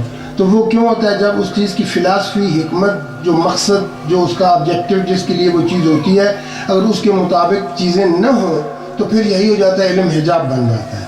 آج ہماری اسلامی دنیا میں رسوم و رواج کی پابندی بہت ہے، مگر اس میں وہ اس کی اصل جو ہے وہ بات مفقود ہو گئی. میرے پاس ایک بچے نے سوال کیا، علیہ تسنن میں سے تھا، تو کہتا ہے ٹیلی فون پہ 5 کلاسوں کی بات، کہتے ہیں انکل جی میں نے بڑی مشکل سے آپ نے نمبر لیے تھے اپنے دوستوں کے وسالے سے، کیوں ہمارا ان کا کوئی رابطہ نہیں تھا. تب میں سنی ہوں آپ نے سارا تعارف کروایا جیسے یہاں کے بچوں کا ہے، لوگوں کا ایک اچھے اتوار ایٹیکیٹس میں سے. تو مجھے ایک مسئلہ مسجد بتائیے، کوئی بات نہیں، مجھے اگر آتا ہوا تو میں تجھے بتاؤں گا، جب اس کا حال ہے. کہتے ہیں مولانا صاحب یہ بتائیے کہ یہ اسلام میں ٹوپی جو ہے، یہ ٹوپی کی کیوں اتنا زور دیتے ہیں، انسسٹ کرتے ہیں پیرنٹس، اور اسلام نے زور دیا کہ ٹوپی پہنو، ٹوپی پہنو. کیا ہے ٹوپی؟ کیا ہمارے سارے مولوی زور دیتے ہیں، تو اس اسلام نے کیوں زور دیا ہے؟ یہ اس بچے کی بات ہی کہتا ہے. حالانکہ ٹوپی پہننے سے انسان کچھ زیادہ گریسفل نہیں لگتا، بلکہ بقول اس کے یا اس کی اپنی جو وہ کہتے ہیں انسان کچھ جمع سا ہو جاتا ہے. جو پنجابی تھا نا، مطلب کچھ زیادہ ہی وہ بجائے گڈ لکنگ یا اچھا لگنے کے وہ تھوڑا سا ایسے ہو جاتا ہے. وہ لوگ بھی اچھے نہیں سمجھتے. لیکن میرے پیرنٹس ہیں وہ کہتے ہیں ٹوپی ٹوپی ٹوپی پہن کے رکھو. ہمارے مولوی میں جس کے پاس وہ کہتا ہے نہیں نہیں نہیں مست ٹھیک ہے والدین ٹھیک ہے. اسلام کیوں اتنا زور دیتے؟ اسلام نے کیوں واجب کر دیا ٹوپی؟ میں نے جواب دیا بیٹا اولاً تو ٹوپی واجب نہیں، دوسری جو ہے ٹوپی ہے مستحب، ریکمینڈڈ ہے کہ پہنی جائے، اور وہ بھی اسپیشلی جب انسان نماز پڑھتا ہے. باقی اس کی کوئی نہیں، ہر نماز اس کے بغیر بھی ہو جاتی ہے، وہاں بھی واجب نہیں ہے. اب رہ گیا فلسفہ کہ اسلام نے کیوں ٹوپی کو کہا کہ پہن کے نماز میں مستحب ہے. تو میں نے کہا ٹوپی ہو یا ساتھ ڈھانپا ہو یا امامہ ہو یا جو بھی، اس کے پیچھے جو میں سمجھتا ہوں ایک حکمت وہ یہ ہے کہ رسول اللہ کے اسلام کے اعلان سے پہلے سلیوری کا ایک ماحول تھا، سلیوری کا ایک رواج تھا. انسان بکتے تھے، وہ بیچارے افریقی ملکوں سے کو لوگ خرید لیتے تھے، ان کے کوئی رائٹس نہیں ہوتے تھے. اب جو بکاؤ بیچارے بکنے والے آتے تھے تو منڈی سی لگتی تھی ساحلوں پہ، مختلف جگہوں پہ، تو دوسری دنیا خریدار جاتی تھی، کنیزیں بھی خریدتے تھے اور مرد بھی خریدتے تھے، فیمیلز کو بھی خریدتے تھے. تو ان کی پہچان یہ ہوتی تھی کہ عام عرب، اب عربوں نے اپنا امامہ چھوڑ دیا. یہ ایک حدیث میں رسول اللہ کی یہ امامہ عربوں کا تاج تھا، انہوں نے اتار دیا. آج کل کے جو فرمان روا ہے وہ ایک وہ کیا ہے، ایک موٹا سا وہ کالے رنگ کا وہ اس کو اگال کہتے ہیں، کیا کہتے ہیں، رومال رکھ کے اس کے اوپر وہ کالا سا وہ باندھ دیتے ہیں. تو اس پہ آ گئے. پہلے امامہ ہوتا تھا. ہمارے اپنے ملک میں بھی جو پرانے بندوں کو پتہ ہے کہ یہ زمیندار لوگ امامہ سر پہ پگ باندھتے ہیں، پگڑی باندھتے ہیں اچھی طریقے سے. لیکن جو ان کے کام کرنے والے گھروں میں خادم یا نوکر، تو وہ اتنی وہ بڑی پگ نہیں باندھ سکتے. ان کی پہچان یہ ہوتی ہے کہ چھوٹی سی انہوں نے وہ باندھی ہوتی ہے، چھوٹی سی پگڑی ایسے تاکہ سر ان کا ڈھمپا رہے. وہ پہچان ہوتی ہے یہ جاگیردار نہیں، یہ مالک نہیں، بلکہ یہ کام کرنے والا ہے. یہ میں فقط تاکہ بات سمجھ. ایسے ہی اس زمانے میں اس کو کہتے ہیں اسابہ کہتے ہیں. کبھی کبھی رسول اللہ بھی جیسے جلدی میں یا جب بیمار تھے ممبر پہ آئے، ساتھ ہی گھر تھا مسجد نبوی میں، تو بڑا امامہ نہیں پہنا، ایسے ہی ایک دو جس کے ہوتے ہیں تو پیج ہوتے ہیں. کئی دفعہ میں نے مجتہدوں کو دیکھا جب آپ کے سامنے آتے ہیں پبلک میں تو بڑا امامہ ہوتا ہے. تب مجتہد جامع شرائط میں بات کروں، آیت اللہ نے فی مرشد میں بات میں آنکھوں سے دیکھ، ایسے 2 پیج کا امامہ باندھ کے گھر میں وہ ہوتے تھے. تو وہ سلیب جو ہے وہ 2 پیج کا امامہ ان کے عموماً سر پہ ہوتا تھا، جس کی پہچان تھی کہ یہ آقا نہیں، یہ آزاد نہیں، یہ غلام ہے. تو غلامی کی ایک پہچان یہ تھی کہ ان کے سر پہ ٹوپی یا وہ چھوٹے 2 پیج کے کوئی امامہ ٹائپ کی چیز ہوتی تھی. اب اسلام آیا، اس نے اس سلیوری کو ختم کرنے کے لیے احکامات دیے، بائی لا بائی آرڈر نہیں کیا، بلکہ تشویق و ترغیب دلائی کہ والنٹیرلی جس بندے سے کوئی پینلٹی ہو جائے، کوئی مسنگ ہو جائے، اس سے کوئی غلطی ہو جائے، کوئی فرض مس ہو گیا، کوئی اور حرام کا ارتکاب ہو گیا، تو بجائے اس کے کہ وہ ایسے زبانی استغفر اللہ کہتے بہتے غلام آزاد کرو، غلام آزاد کرو، غلام آزاد کرو، یا اس وقت غربت ہی 60 مسکینوں کو کھانے کھلاؤ، یا مثلا پھر وہ روزے رکھو تاکہ آئندہ ایسا ارتکاب نہ ہو. تو اب اس کو طریقے سے اب اسلام میں کوئی بندہ کسی کا غلام نہیں ہو سکتا. اللہ نے سب کو آزاد پیدا کیا اور آزاد رہیں گے. اگر کوئی غلام ہے حقیقت میں، اگر کوئی غلام ہے حقیقت کے کسی کے، تو وہ پاک پروردگار اللہ کی ذات ہے جو خالق اور مالک ہے. ہاں، تو اس لیے اب بندہ تو بندے کا غلام ہے نہیں، غلامی اسارت ختم ہو گئی. لیکن اس مالک کی بارگاہ میں جب جاتے ہو تو اس کے پیچھے ایک جو حقیقت ہے، نفسیاتی ایک حقیقت ہے، وہ یہ ہے کہ اپنے آپ کا جب مال ایک سچا غلام حقیقتاً جو غلام ہے، جو حقیقتاً مالک ہے، غلام مالک کی بارگاہ میں جا رہا ہے نماز کے وقت، تو بہتر ہے کہ اپنی شکل و صورت بھی غلامانہ بنا کر جائے. جس کا نفسیاتی اثرات ہے. یہ کہہ کر میں بات ختم کر رہا ہوں. دیکھیے، آپ ہی ہوتے ہیں، جو بھی آپ ہیں، خان صاحب ہیں، بڑے بزرگ ہیں، عزت والے ہیں، لیکن جس دن آپ نے اچھا لباس پہنا ہو، آپ کا کانفیڈنس زیادہ ہوتا ہے، آپ اپنے آپ کو کچھ سمجھ رہے ہوتے آپ ہی ہیں. وہی بندہ جس دن مثلا صبح اٹھ کے چھٹی کے دن صحیح طریقے سے غسل بات نہیں لیا، لباس نہیں بدلا، تو اس دن اگر کوئی ملنے والا آ جائے تو آپ تھوڑے سے، آپ کا وہ کانفیڈنس نہیں ہوتا، آپ اپنے آپ کو انفیریئر تھوڑا سا ایسے سمجھ ہوتے ہیں. تو وہی بندہ جب کرائے کی گاڑی لے کر اچھی نسل کی کوئی اچھی، تو پتہ نہیں اپنے آپ کو کیا سمجھنے لگتا ہے. اس میں ساتھ ساتھ یہ جو باتیں، اس میں غور کرنا ہے، باتیں نہیں میں اس لیے سناتا ہوں کہ آپ کو سٹوری سنانی ہے. یہ انسان کی ایک مرض ہے کہ جیسے ہی اس کے حالات، وہ تھوڑا سا اپنے آپ کا آسودگی دیکھتا ہے، اپنے آپ کو بھول جاتا ہے. وہ کسی بندے نے، کوئی غریب بندہ تھا، وہ جوتے بنانے کا کاروبار کرتا تھا، اتفاق سے ایسی کوئی وبا پھیلی، حیوان مرے، وہ زیادہ چمڑا اسے اس کے ہاتھ لگا، اتار کے. آج کل تو گوشت پہلے گر کھاتے تھے، پتہ نہیں کہاں چلے جاتے ہیں. لیکن یہ مسلمان ہم کہاں پہ پہنچے؟ اب کربلا والوں کی اس لیے ضرورت ہے. تو بہرحال اس کا کاروبار، جوتے ووتے خوب بکے، اس کی جیب میں کچھ پیسے آ گئے، پرانے زمانے کی بات ہے. تو عموماً وہ سمر میں لوگ قمیض پہننے کا تکلف نہیں کرتے، مرد لوگ. تو اس نے نئی قمیض بھی بنوا کے پہن لی. اس کے جیب میں آپ کو 50-60 روپیہ بھی تھا. وہ گیا فلاں سے کسی سید صاحب سے، کسی خان صاحب سے گھوڑی مانگ کے، جیسے کار مانگ کے، اس کاریں اس زمانے میں گھوڑیاں ہوتی تھیں، تو گھوڑی مانگ کے کہتا کہیں جانا ہے. تو گھوڑی پہ بیٹھا، نیا کرتا، جیب میں کچھ پیسے بھی. تو گھوڑے کو ایڑ لگا کے ذرا باہر نکلا گاؤں سے. تھوڑی دور کے بعد ایک بہت درخت تھا، بیر کا درخت تھا، گہرا گھنا درخت تھا. تو اس کے سائے میں جا کر گھوڑی کھڑی کی. اس کے اوپر کوئی چڑھا ہوا تھا، وہ کچھ پتے وتے کاٹنا چاہتا تھا اپنے بھیڑ بکری کے لیے. تو جب اس نے آتا ہوا گھوڑ سوار دیکھا تو وہ تھوڑا سا مخفی ہو گیا کہ دیکھتا ہوں کون ہے، کہاں جا رہا ہے. اب اس نے گھوڑی آ کر وہیں پہ کھڑی کی اس درخت کے نیچے. تو اپنے آپ کو دیکھ کر گھوڑی کے اوپر آدمی بیٹھا ہو، پھر 50-60 روپیہ بھی ہو، یہ زمیندار لوگ جان سکتے ہیں. پھر جیب میں نئی قمیض بھی. فوراً کہتا ہے خدا میں کون ہوں. تو وہ اوپر وہ چھپا ہوا تھا، دوسرا یارو جو اوپر، تو وہ فوراً اوپر سے چھپا ہوا تھا پتوں میں. وہ جواب دیتا ہے تو الو کا پٹھا فلاں، اس کا نام لے کر فلاں کا بیٹا. تو سر جھکا لیے کہتا ہے بھائی، وہ اس نے سمجھا شاید اللہ کی آواز. کہتا ہے بھائی رب تو نہیں بھولتا، میں ہوں تو واقعی وہی، وہ جوتے بنانے والا. فوراً واپس آیا، گھوڑی واپس کی، قمیض اتاری رکھی، اپنے کام میں جت گیا. لطیفہ نہیں ہے، ہنسنے کی بات نہیں. آج میرے دوستو، یہ میرا بھی اس میں، آپ کا سب کا قضیہ ہے. یہ تھوڑے سے حالات میں انسان اوقات بھولنے لگتا ہے. لیکن نہیں میرے دوستو، یہ کربلا والوں نے ہمیں آج اس میں یہ بات یہ ہے کہ وہ فلاسفی اور ٹوپی کی بات کر رہا کہ جب ٹوپی پہن کے انسان تھوڑا سا اللہ کے سامنے تذلل کے ساتھ جائے، بندہ وہی ہوتا ہے مگر اس کی فیلنگز کچھ بدل جاتی ہیں. وہی بندہ جب اکڑ کے جاتا ہے، دماغ میں کچھ تھوڑی سی اور سوچ کر رہی ہو، تو پھر اس وقت تو یہ مساعد ہیں تاکہ ہمیں ہیلپ دیتے ہیں، ہیلپ فل ہیں ہمارے لیے ایسے لباس، ایسی چیزیں تو انسان خدا کی بارگاہ میں. اب فلاسفی، میں نے اس بچے کو کہا بیٹا فلاسفی یہ ہے کہ غلام جب مالک کے سامنے جائے جو حقیقی مالک ہے تو غلامانہ صورت میں جائے تاکہ اس کی فیلنگز بھی کچھ غلامانہ بن پائیں. مگر جیسے بیٹھنے کے آداب میں کیا جیسے یہ بیٹھے ہیں ایسے بیٹھو تو سمجھو کہ یہ ماضر پروردگار میں بیٹھے ہیں، غلام کی صورت میں بیٹھے جیسے تشہد میں بیٹھتے ہیں. ہاں اگر کوئی نہ بیٹھ سکے تو جتنی دیر بیٹھ سکتا ہے بیٹھے، پھر اس کے بعد جیسے بھی آسانی کے ساتھ بیٹھ سکتا ہے. واجب نہیں ہے مگر غلامانہ صورت میں بیٹھو تاکہ احساس باقی رہے کوئی ہے جو میرا مالک ہے، میں اس کی پریزنس میں ہوں. یہ چیز بھولنے نہ پائے انسان، خدا کو بھولنے نہ پائے. اور کیونکہ خدا تو ہمیشہ ہے، وہ مکے میں نہیں. یہاں ہم سوچے ہوئے ہیں کہ جس دن ہم مریں گے ہیلو ہائی ہوگی اس کے ساتھ. نہیں میرے دوست، اب بھی یہاں ہے.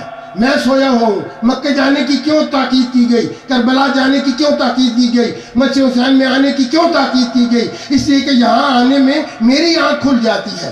گھر جا کر میں سو جاتا ہوں، بازار میں میں سو جاتا ہوں، دوسری چیزیں مجھے اپنے میں لبھا لیتی ہیں، اٹریکٹ کر لیتی ہیں، میں اغوا ہو جاتا ہوں. مگر یہاں آنے سے میری آنکھ کھل جاتی ہے، مکہ جانے سے میری آنکھ کھلی. اب جس دن ہم تھکے ہوئے ہوں تو اس دن ہم نماز پڑھتے ہیں، اس دن اللہ نہیں تھکا ہوا، میں تھکا ہوا ہوں. جس دن میں خود نشاط میں ہوں، فریش ہوں، تو آدمی اچھی نماز پڑھتا ہے، اچھا ذکر کرتا ہے، اچھی مجلس سنتا ہے. وَإِلَّا دل نہیں کرتا. میں بوڑھا ہوا ہوں، خدا بوڑھا نہیں ہوا.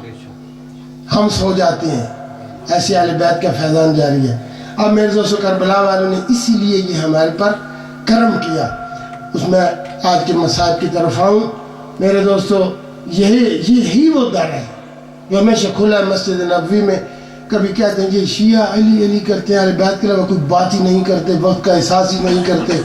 علی کی بات آ جائے تو پاگل ہو جاتے ہیں. واقعی وہ بات صحیح ہے اور کسی کی بات نہیں کرتے. بھائی کیا رسول اللہ نے مسجد نبی میں سب کیا صحابہ کے دروازے کھلتے تھے. جب وہ آئے تھے مہاجر بن کے مائگریشن کے بعد تو مدینے میں مسجد نبی کے ساتھ ہی سب کے حجرے تھے، گھر تھے، دروازے کھلتے. اب وہ کیا ہوا کہ کسی بھی حالت میں داخل ہو جاتے تھے مسجد میں. مسجد کے احکامات ہوتے ہیں، آداب ہے. اللہ کا حکم آ گیا کہ سب دروازے بند، فقط ایک دروازہ کھلا رہا. جو میں اپنی طرف سے کہہ رہا ہوں، یہ کسی کی اس میں دل آزاری ہے، یہ تاریخی حقیقت ہے. سب دروازے بند ہو گئے تھے، ایک ہی تو دروازہ کھلا رہا تھا. میرے دوستو ہم سے کیوں سوال کرتے ہو؟ یہ دنیا کا قاعدہ ہے، تم بھی جانتے ہو کہ جو کھلے ہی دروازوں پہ بھکاری اور فقیر جاتے ہیں. کبھی بند دروازوں پہ بھی کوئی سوال ہی گیا ہے تو ہمارا دماغ خراب ہے کہ ہم بند دروازوں پہ سر جھکائیں. ہم تو کھلے ہی دروازے کے نوکر رہیں گے. نعرہ حیدری، بچنودی امام زمانہ بلند تر صلوات.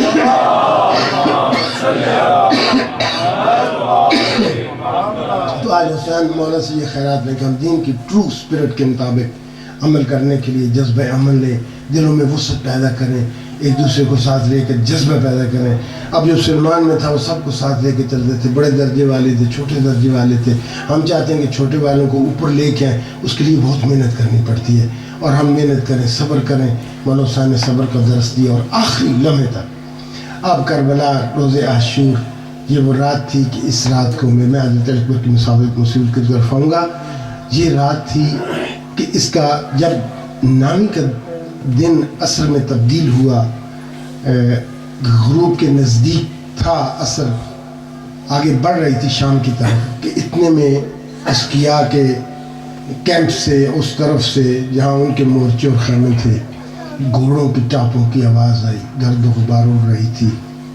تو اس وقت میرے مولا حسین نے حضرت عباس سے پوچھا، پتہ ہے عباس کی حیثیت کیا تھی؟ آپ ایک دعا پڑھتے ہیں تو عباس کی شان اس کو بیان، یا کاشف الکرب عن وجہ الحسین، کہ اے وہ ہستی کہ حسین کرب و بلا کے میدان میں جب عباس سامنے آتے تھے اور عباس سے نگاہ پڑتی تھی تو حسین کا چہرہ کھل جاتا تھا. یہ وہ ہستی تھی. عباس کو بلاتے ہیں. عباس جا کر انہیں کہہ دو کہ ہم ایک رات کی مہلت مانگتے ہیں. عباس سر جھکا کے چلے گئے. میں وضاحت نہیں کروں گا، خود اچھے سننے والے آپ سنتے رہیں گے. یہ بات آسان نہیں تھی. مالک اشتر کی اطاعت، ابھی عباس کی اطاعت. علامہ علی نقی رحمۃ اللہ علیہ بڑا پیارا جملہ کہتے ہیں یہ کربلا کی قربانی یہ کوئی جذباتی قربانی نہیں تھی، یہ جذبات کی قربانی، اللہ کی اطاعت کا منظر پیش کر. عباس نے سر جھکایا. بات بڑی مشکل تھی. سر جھکا کے جا کر وہی بات کہی. جب عباس سر جھکا کے چلے، پتہ مولا حسین نے کہا اس کا انعام کیا دیا عباس کو؟ تو وہ بھی تو حسین تھے. کہتے ہیں کہ ہاں کہ میری جان تجھ پہ قربان ہو جائے، نفسی بے نفسی انتا یبن امیر المومنین، کہ امیر المومنین کے بیٹے میری جان تجھ پر قربان ہو جائے. یہ عباس کی وفاداری اور اطاعت امام کے جذبے کو دیکھ کر مولا حسین کے دل سے بے ساختہ یہ دعا نکلی. جا کر پیغام دیا. آپ جانتے ہیں ساتھ میں حضرت حبیب بھی تھے، زہیر بن کین بھی تھے. اور جب واپس آئے تو زہیر بن کین نے شجاعت دلانے کے لیے وہ منظر یاد دلایا کہ مولا علی نے شادی کیوں کی تھی حضرت ام البنین سلام اللہ علیہ سے، تاکہ خدا مجھے بیٹا دے جو حسین کا دفاع کرے. سن لی حضرت عباس نے یہ بات. میں نے مختر کی روایات میں پڑھا کہ عباس نے زور دیا رکابوں پہ تو رکابوں کے تسمے ٹوٹ گئے. اور کہتے ہیں کہ حبیب اور زہیر جا کر میرے مولا حسین سے مجھے اجازت دلواؤ، میں تمہیں وہ رنگ دکھاؤں گا جو کائنات نے اور تمہاری آنکھوں نے کبھی نہیں دیکھا. مگر میرے دوستوں عباس کی حسرتیں تو دل میں رہ گئی. مولا حسین واپس ہے تو کہتے ہیں عباس کی سب نے بات کیا، دیکھیے مولا حسین کا انداز. عباس تجھے تو پتہ ہے کہ میں اللہ کے ذکر کو کتنا دوست رکھتا ہوں. انی احب الصلاۃ، میں نماز کو کتنا دوست رکھتا ہوں، اور تلاوت قرآن سے مجھے کتنا عشق ہے. اس لیے میں نے ایک رات کی یہ مہلت مانگی ہے، میں آپ ذکر خدا میں گزارنا چاہتا ہوں. رات آئی، مولا نے اس رات کو 3 حصوں میں تقسیم کیا. ایک حصہ اپنے اصحاب کے ساتھ، میرے دوست حسین نے صاحب کو جمع کیا، بتایا کہ یہ وہ جنگ ہے کہ جو کل زور کو ختم ہو جائے گی، مال غنیمت نہیں ملے گا. ہاں جو جانا چاہتا ہے وہ چلا جائے، کیونکہ یہ میرے طالب ہے. اور کوئی یہ نہ سمجھے کہ میں تمہیں بھیج رہا ہوں، میں راضی ہوں اور تمہاری شفاعت کروں گا. جو میرا حق کے بیعت ہے وہ تم نے پورا کر دیا. چراغ بجھایا گیا تاکہ کسی کو جانے میں کچھ خجالت نہ ہو. مگر جب چراغ بجھا تو اس کے بعد دیکھتے ہیں تو سب کے چہرے جھکے، آنکھوں سے آنسو ہیں. زہیر بن کین نے اٹھ کے کہا مولا 1000 دفعہ بھی قتل ہو جاؤں، 1000 دفعہ زندگی میرے آپ کو نہیں چھوڑوں گا. اس کے بعد آخر سب کے جذبات یہ تھے. حضرت عباس نے سب سے پہلے یہی تقریر کی. اس کے بعد زہیر بن کین نے تمام اصحاب نے اپنی وفاؤں کا اظہار کیا. میرے دوستو جب اصحاب سے فارغ ہو چکے تو اس کے بعد میرے مولا حسین نے ایک دفعہ خیام کا جائزہ لیا. میں نے مختصر کر دیا، اس میں بہت سی مصیبت ہے. تو خیام میں دیکھتے ہیں کہ بیبیاں خیموں میں اپنے اپنے بچوں کو سامنے بٹھائے بیٹھی ہیں اور انہیں درس وفا دے رہی ہیں. ایک خیمے میں کیا دیکھا کہ ایک خاتون ہے جس کے بال سفید ہیں، وہ جس نے حسین کو ماں بن کے پالا تھا. فاطمہ زہرا کی کنیز فضہ ان کی کنیز تھی، ہمارے لیے تو وہ بھی سردار ہیں. تو حضرت فضہ اپنے خیمے میں بیٹھی ہیں اور حسرت سے کہہ رہے ہیں یا اللہ ہر کوئی قربان کرے گا حسین پہ، کاش میرا بھی کوئی بیٹا ہوتا میں حسین کے نثار کرتی. یہ بات سننا تھا کہ مولا حسین اس خیمے میں گئے اور جا کے فضہ کو کہا فضہ تجھے پریشان ہونے کی ضرورت نہیں، میں ہوں نا تیرا بیٹا، میں تیری طرف سے میں خود جاؤں گا، میں سے عاشور اعلان کر کے کہوں گا کہ لوگوں میں فضہ کا بیٹا ہوں. ارے یہ سننا تھا قدموں پہ ہاتھ رکھ دی ہوں گے کہ حسین یہ تو آپ کی کرم نوازی ہے، یہ تو آپ کی ذرا نوازی ہے، میں تو خاتون قیامت آپ کی ماں کی کنیز ہوں، میں تو آپ کو پالنے والی ہوں. حسین وہاں سے آگے بڑھے. ایک اور خیمہ تھا جس میں ایک ماں تھی اور ایک بیٹا تھا اور اپنے بیٹے کا سارا گوشت میں رکھا ہوا اس بالوں میں انگلی سے کنگھی کر رہی ہیں. بتا رہی ہے قاسم حضرت امام حسن کی شہادت کے بعد مجھے کوئی کسی پریشانی تنہائی کا احساس نہیں ہوا. تم میرے بیٹے مجھے سرخرو کرنا، کل تم علی اکبر ماں کے پاس ہو کہ آپ نے اپنی جان پیش کرنی ہے، حسین پہ اپنے آپ کو قربان کرنا ہے.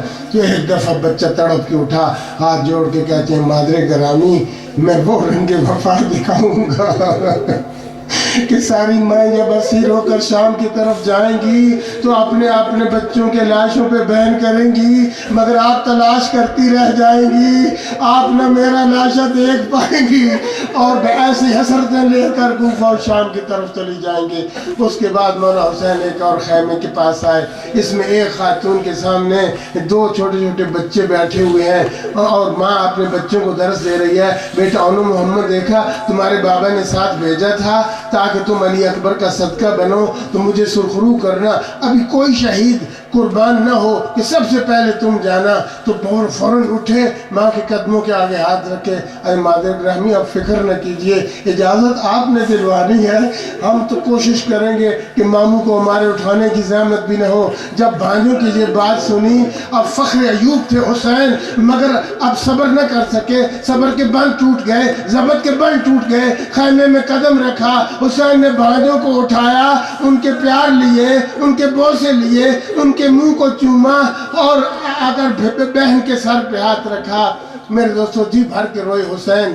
اس کے بعد گئے خیمے میں ایک خاتون تھی حضرت ام کلثوم، کیا شاید ان کے دل میں یہ احساس تھا کہ میری بھی کوئی اولاد نہیں، کیا دیکھا کہ اس خیمے میں عباس بھی ہے، عباس ہاتھ جوڑے کھڑا ہے، کہتا ہے کہ علی کی بیٹی آپ فکر نہ کریں، میں آپ کا صدقہ بن کے جاؤں گا، میں آپ کی طرف جاؤں گا۔ یہ داستان وفا کے درس ہو رہے تھے کہ میرے دوستو اب حسین وہ وقت جو عبادت کے لیے گزارا تھا، عبادت کی طرف بڑھے۔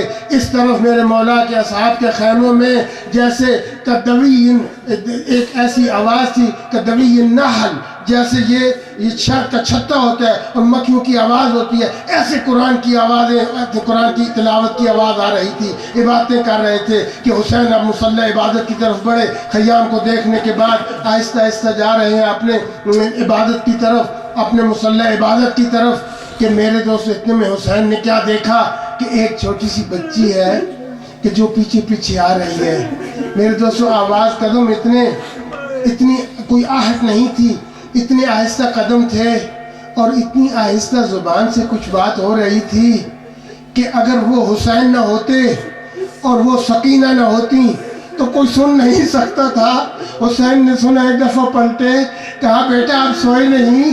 کہا بابا جان ہمیں نیند نہیں آتی، میں نے کوشش کی تھی سونے کی، تھوڑی دیر کے لیے آنکھ لگی، کیا دیکھتی ہوں کہ کربلا کا صحرا یہ خون کا دریا بن چکا ہے، آپ اس میں تیر رہے ہیں، کبھی خواب میں دیکھا کہ یہ فوجی ہمارے خیام لوٹ رہے ہیں، بابا نیند نہیں آتی۔ کہا بیٹا کوئی تھوڑی دیر کے لیے سو جاؤ، اس کے بعد تو کوئی نہیں سونے دے گا۔ کہا بابا ایک ہی طریقہ ہے، ایک ہی بستر ہے، اگر وہ مل جائے تو مجھے سکون بھی مل جائے گا، شاید نیند بھی آ جائے گی۔ بیٹا جلدی بتائیں وہ کون سا طریقہ ہے؟ بابا وہ آپ کا سینہ، آپ تو جانتے ہیں۔ اب حسین نے کسی بستر کی انتظار نہیں کی، وہیں ریت پہ سو گئے۔ بچی کو کہتے جی بھر کے سو لے باپ کے سینے پہ تھوڑی دیر کے لیے، کیونکہ اس کے بعد تو یہ سینہ نہیں ملے گا۔ بابا تو پھر میں کل کہاں سوؤں گی؟ کہا کہ تم اپنی ماں اور باپ کے ساتھ سوؤ گی۔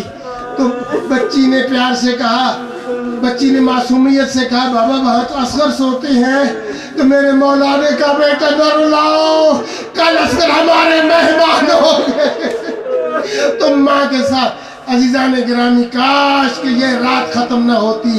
بالآخر رات ختم ہوئی، صبح اس کا آغاز ہوا، یہ زرد سورج عاشور کا نکلا، اور بالآخر عمر سعد نے سب سے پہلے تیر پھینکا اور گواہ کیا کائنات کو کہ میں سب سے پہلے تیر پھینک رہا ہوں۔ حسین کے ساتھیوں نے جواب دینے شروع کیے۔ عزیزان گرامی سب نے بڑھ بڑھ کر داد شجاعت لی، مگر وہ وقت بھی آ گیا کہ حسین کے خیمے خالی تھے۔ جب خیمے سے نکلے، خالی خیموں کو دیکھا، ان کی وفاؤں کو یاد کیا۔ کبھی کہا کہ یا فرسان الحیدہ، اے میرے پیارو، ہے میرے پہ جان دینے والے جان بازو۔ رات تو میں چراغ بجھا رہا تھا، کہتے مولا تنہا کیسے چھوڑیں، اب میں تمہارا امام ہوں، میں اکیلا رہ گیا۔ بنی ہاشم آئے، میرے دوستو بنی عقیل آئے، حضرت جعفر طیار کے بیٹے آئے، صحاب کے بعد لحوف ابن طاؤس کی کتاب لحوف اور شیخ مفید کی کتاب ارشاد کے مطابق جان مولا کے جو اصحاب تھے، اس کے بعد سب سے پہلا جوان جو نکلا وہ علی اکبر تھے۔ مگر کسی نے جانے نہیں دیا، اور محمد گئے، قاسم گئے، بالآخر وہ وقت آ گیا کہ علی اکبر، وہ علی اکبر کہ جس کو حسین نے مانگا تھا، جب رشتہ ازدواج میں منسلک ہوئے، اللہ نے اولاد دینی شروع کی، بیٹا پیدا ہوا اس کا نام علی رکھا، بیٹی پیدا ہوئی اس کا نام فاطمہ رکھا۔ علی و فاطمہ سے اتنا عشق تھا حسین کو میرے دوستو۔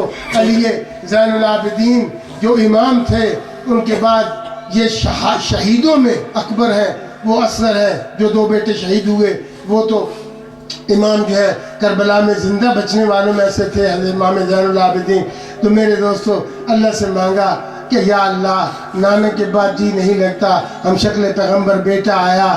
جب ام لیلہ کے ساتھ سوئے ہوتے تھے، کبھی کبھی حسین رات کو اٹھ کر کسی کو بتائے بغیر، ام لیلہ کو اطلاع کیے بغیر دیکھتے رہتے تھے، بچے کو اٹھاتے تھے۔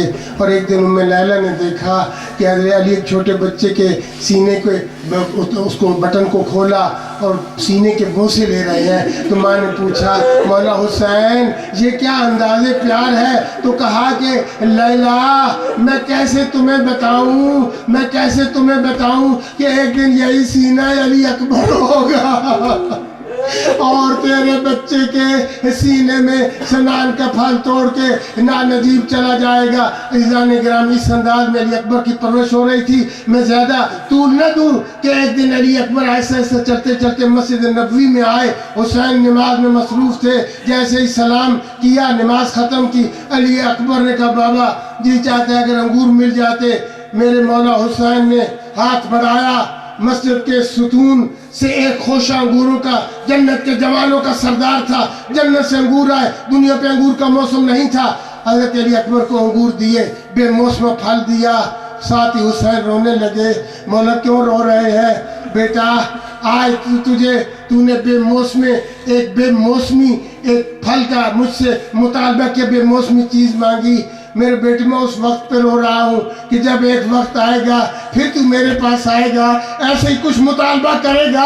آج تو میں نے بڑی آسانی سے تیرا مطالبہ پورا کر دیا، اس دن مشکل ہوگا۔ وہی وقت آ گیا جب علی اکبر ہاتھ جوڑ کے آ گئے، بابا مجھے اجازت دیجئے، بابا نہیں دیکھا جاتا۔ کہا علی اکبر کیا مانگ رہے ہو؟ کاش تیری کوئی اولاد ہوتی، میرے لیے کتنا سخت ہے۔ بالآخر کہا کہ جا کے ماؤں بہنوں سے پھپھیوں سے اجازت لو۔ علی اکبر آئے اور اجازت کا طریقہ کیا تھا میرے دوستو؟ زینب اولیاء کے قدموں پہ جھکنے لگے، ہاتھ رکھنے لگے تو بی بی تڑپ گئی۔ کہا کہ علی اکبر میں سمجھ گئی تیرا مقصد کیا ہے، میرے قدموں پہ ہاتھ مت رکھ، تو شکل پیغمبر ہے، تو ہم شکل پہ شبیہ پیغمبر ہے۔ بیٹا میں نے تو تجھے پالا ہے، تیری ماں ام لیلہ ہے، ام لیلہ سے جا کر اجازت دے، پھوپھی ماں نے تو رات سے ہی اجازت دے دی۔ اجرکم اللہ جزاکم ربکم خیر الجزا۔ اجازت ہوئی، علی اکبر جدا سب سے الوداع ہو کے چلے۔ بڑا مشکل تھا شکل پیغمبر کو مقتل کی طرف بھیجنا۔ جب جانے لگتے تھے در خیمہ سے، پھر کوئی بی بی بڑھ کر ہاتھ چومنے کے لیے روک لیتی تھی، کوئی بی بی پھر ابا کا بوسہ لیتی تھی۔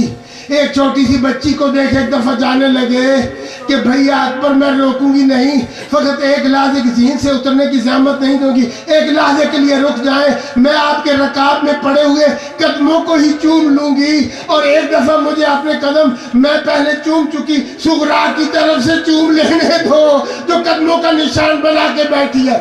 میرے دوستو علی اکبر سب کو خدا حافظ کہہ کے ہمیں اجازت دیجئے، مبارز طلب ہمیں بلا رہے ہیں، مجھے بابا کا دفاع کرنا ہے، اللہ کے دین کا دفاع کرنا ہے۔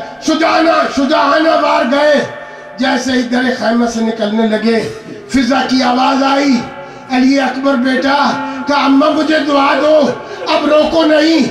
کہا اکبر بے شک نہ رکنا، فقط ایک نظر پیچھے مڑ کے دیکھتے جاؤ۔ اب جو علی اکبر نے پیچھے نگاہ کی تو خیمے سے امام سجاد، بیمار سجاد عصا کے سہارے پہ حسرت سے دیکھ رہے ہیں، اکبر بھیا مجھے اپنے نانے کی زیارت نہیں کراؤ گے، مجھے گلے سے نہیں لگاؤ گے۔ اکبر پیچھے آئے، سجاد نے پھر کہا اکبر میں بڑا بیٹا ہوں، میں تمہاری جگہ میں جاتا ہوں، کہا کہ نہیں سجاد بھائی، بابا نے تقسیم کر دیا، بڑے آپ کے ذمہ جہاد اکبر ہے۔ پتہ ہے جہاد اکبر کیا تھا؟ شہید ہونا کربلا میں جہاد اصغر، پھوپھیوں کے ساتھ شام و کوفہ ہاتھ بندھے ہو بازاروں میں جانا، یہ تھا جہاد اکبر۔ میرے مولا زین العابدین، یہ آپ کے علاوہ اور کوئی نہیں نبھا سکتا۔ علی اکبر میدان میں آئے، بابا سے اجازت لی، اجازت لینے کے بعد کیا سنتے ہیں؟ پیچھے آواز آ رہی ہے، یا علی، کہ مڑ کے دیکھا بابا آ رہے ہیں۔ بابا آپ نے اجازت دے دی تھی، علی اکبر کیسے سمجھاؤں؟ تیرا کوئی جوان ہوتا اور تجھے چھوڑ کے جاتا، پھر پتہ چلتا۔ پوچھے بیٹا مڑ کے دیکھتے رہنا، مڑ کے جب تک ہو سکے۔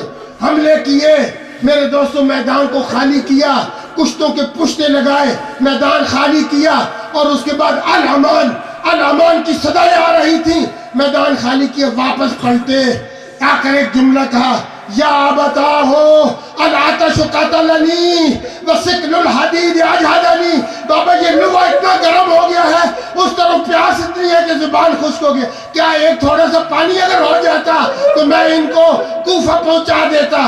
میرے دوستو، یہ بڑا سخت مرحلہ تھا مولا حسین کے لیے۔ ساقی کوثر کا بیٹا ایک گھونٹ پانی کا سوال کر رہا ہے، حسین کا سر جھک گیا، اپنے ہاتھ سے ایک انگوٹھی اتاری، انگشت خاتم سلمان کی، انگشت نبی کی، خاتم سلمان۔ کہا بیٹا یہ منہ میں رکھ لو۔ بعض کہتے ہیں کہ اپنی زبان دی، جو اکبر سے بھی زیادہ محسوس ہوا کہ بابا تو مجھ سے بھی زیادہ پیاسے ہے۔ دوبارہ گئے، اب سب نے مل کے پلاننگ کی کہ ایسے نہیں ہو سکتا، سب کچھ چھپ کر حملہ کریں۔ بہرحال حسین بن نمیر نے موقع تاڑ کر علی اکبر، پیاسے علی اکبر پہ حملہ کیا کہ علی اکبر نے اپنے گھوڑے کی گردن میں ہاتھ ڈلے تھے کہ فقط اتنا کہا، یا ابت علیکم منی السلام، بابا آپ لامندہ کیجئے۔ میں گھوڑے سے اتر آیا اور ساتھ ہی فوراً یہ بھی کہا، بابا آپ بالکل فکر نہ کیجئے، میرے نانا نے مجھے اپنے جام سے سیراب کر دیا اور اب اس کے بعد مجھے کبھی پیاس نہیں لگے گی، تاکہ حسین کے دل سے میری پیاس کا جو درد ہے ختم ہو جائے۔ حسین آنا چاہتے تھے، چل نہیں سکتے، گرتے ہیں، اٹھتے ہیں، یا علی، علامہ علی نقی علیہ الرحمہ نے کہا میں نہیں جان سکا، اپنے بیٹے علی کو بلا رہے تھے یا نجف کے والی علی کو مدد کے لیے بلا رہے تھے۔ علامہ مہدی مازندرانی نے لکھا کہ حسین، یا حر عاملی نے لکھا، مجھے تردید ہے، کہتے حسین بر لاش پسر زانو بے زانو رسید، کہ جیسے بچہ کرالنگ کرتا ہے وہ وقت بھی آیا۔ کیوں؟ مولانا نوا پڑھ رہے تھے، اَلَا الدُّنْيَا بَعْدَ الْخَلَافَةِ، اَلَا الدُّنْيَا بَعْدَ الْخَلَافَةِ۔ یہ دنیا کی زندگی دھواں دھار ہو گئی، بیٹا مجھے کچھ دکھائی نہیں دیتا، آواز دو تم کہاں ہو؟ حسین پوچھے، میرا آخری جملہ، علی اکبر کے سرحانے پہنچے، دیکھا کہ جوان ایڑیاں رگڑ رہا ہے، جائے سلام کیا ایک ہاتھ سے، بیٹا پہلے تو دو ہاتھ سے سلام ہوتا تھا، اشارہ کیا۔ بابا جب وہ میرے سینے میں یہ برچی کا پھل توڑ رہا تھا، اس کی زبان پہ جملہ تھا، میں نے سنا ہے علی نے خیبر کا دار اکھاڑا تھا، میں نے سنا ہے حسین بڑا صابر ہے، میں وزن کرنا چاہتا ہوں، میں نے یہ ترازو لگا دی، میں دیکھنا چاہتا ہوں کہ علی بڑا صابر تھا، حسین بڑا صابر ہے یا حسین کا بیٹا صابر ہے۔ بابا میزان ظلم نصب کرتے گیا۔ جب یہ بات ہوئی میرے دوستو، حسین نمازی جیسے تشہد میں بیٹھتا ہے، حسین نے آستین الٹے، بسم اللہ و باللہ وعلی ملت رسول اللہ۔ جب حسین نے ارادہ کیا کہ برچی کا پھل نکالے، ارے وہ سارے نبی جو جمع ہو چکے تھے، جو ملک جمع ہو چکے تھے، زمین کربلا تھرا رہی تھی، سید الانبیاء بھی تھے، آسمان سے ملائکہ گریہ کناں تھے۔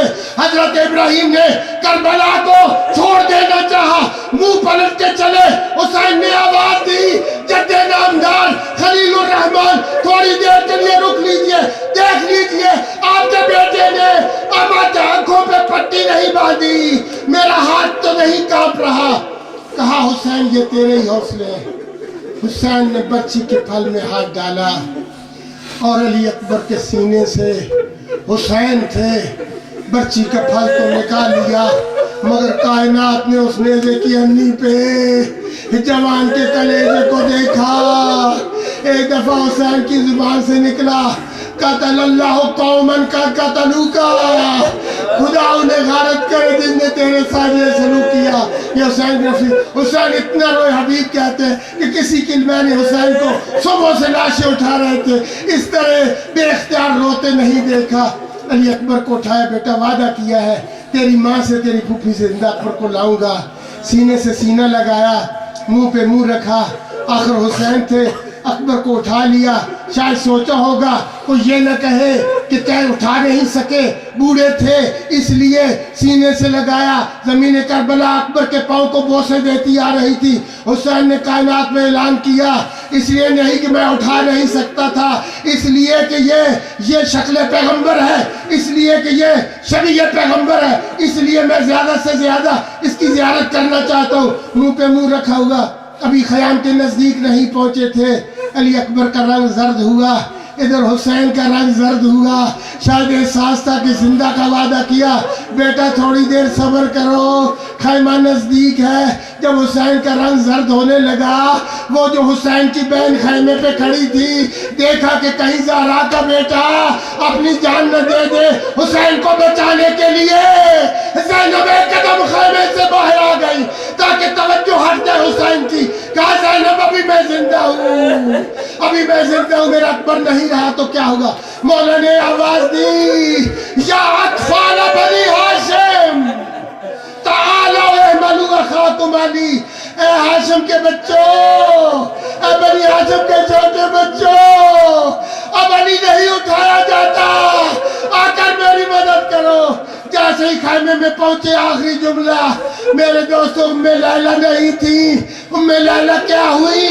जब फिजा ने देखा खैमे में हाथ मार रही थी, अम्मा फिजा क्या हो गया?